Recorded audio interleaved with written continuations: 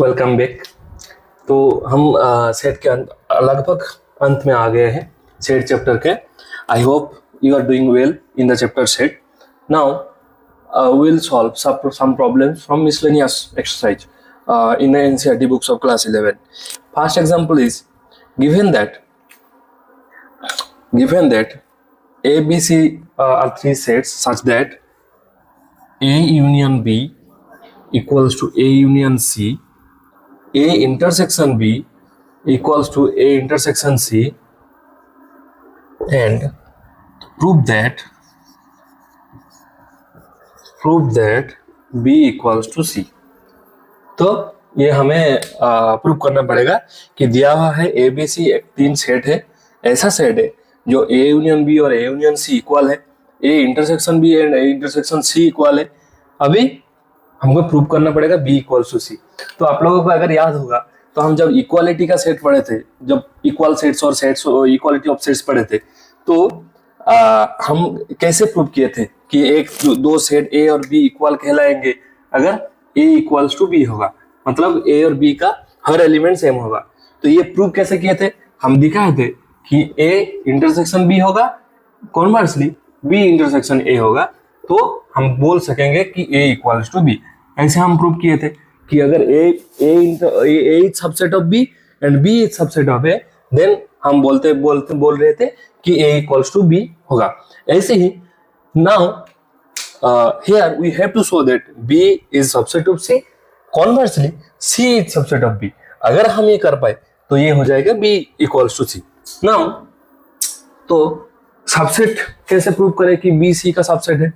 हमें ये दिखाना पड़ेगा कि b का हर एलिमेंट c में होगा, b का हर एलिमेंट c में होगा। हम सबसेट के चैप्टर में पढ़े थे, थोड़ा दिमाग में जोर डालिए, अगर दिमाग में जोर नहीं है थोड़ा ब्रेनोलिया खाइए तो दिमाग में याद आ जाएगा, और तो फिर भी याद नहीं आया तो ऐसे करिए तो याद आ जाएगा।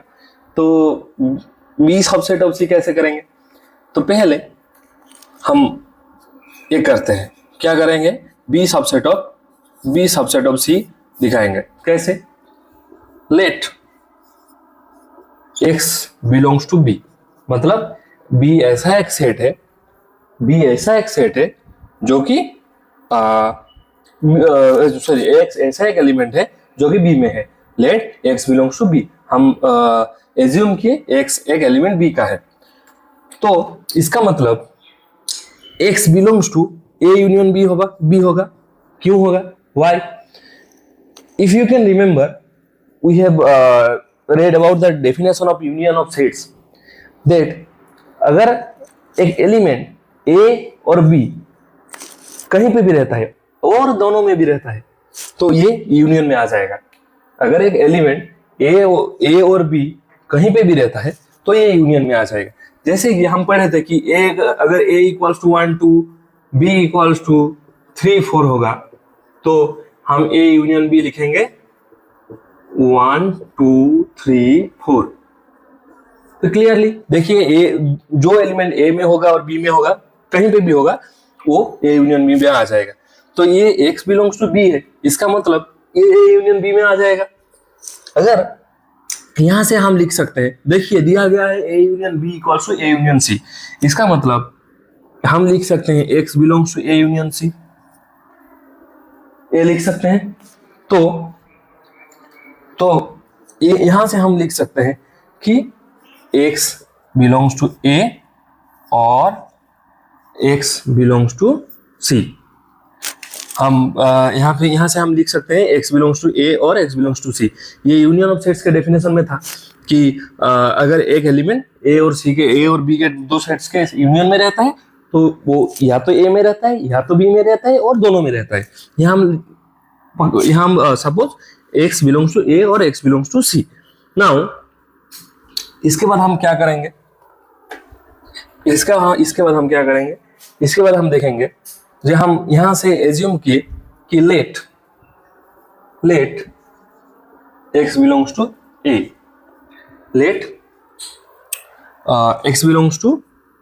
a, तो हम एज्यूम किए थे first let x belongs to b, यहां से मिला x बिलोंग्स टू a और x बिलोंग्स टू c, तो हम लिए कि let x belongs to a union c में है, हम चलो सपोज x a में है, इसका मतलब एक्स बी में भी है, एक्स ए में भी है।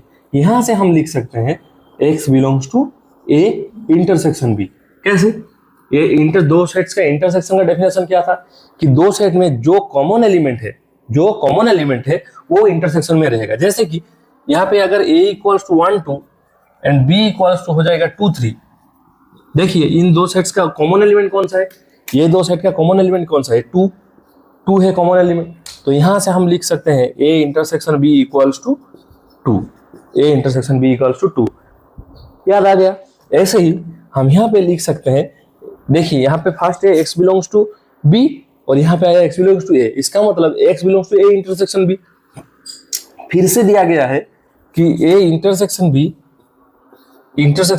Equals to a intersection c, ये दिया गया है। तो ये कंडीशन हम यूज करेंगे x belongs to a intersection c।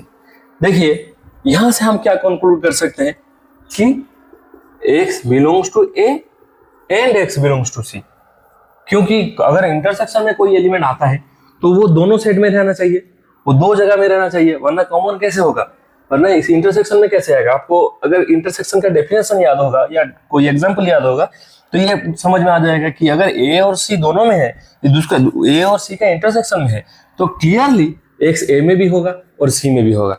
तो इसके बाद यहां से हम लिख सकते हैं क्या है, x a में भी होगा c में भी होगा। तो हम पहले एज्यूम किए थे कि let x belongs to b, हमको मिला कि x belongs to c by the definition of subsets. यहां से हम कंक्लूड कर सकते हैं therefore x belongs to b implies that x belongs to c, this implies b is subset of c। ये हमारा सेट के डेफिनेशन में था, सबसेट के डेफिनेशन में था कि अगर एक सेट का हर एक एलिमेंट और एक सेट का हो गया तो वो सेट उस सेट का सबसेट हो जाएगा। यहाँ b का हम एक आर्बिट्ररी एलिमेंट एज्यूम किए थे x, जो c में आया, तो b सबसेट ऑफ c।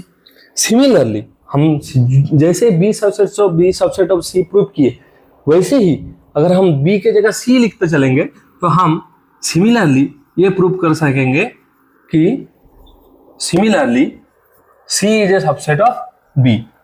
तो यहाँ पे देखिए b c का सबसेट हो गया, c b का सबसेट हो गया। तो इक्वालिटी ऑफ सेट का जो कंडीशन था वहां से हम लिख सकते हैं कि b equals to c। Prove हो गया कि अगर दिया गया है a union b equals to a intersection c, a union b equals to a union c and a intersection b equals to a intersection c, उससे प्रूव करो कि b और c इक्वल है। हमारा b और c इक्वल हो गया कि नहीं? समझ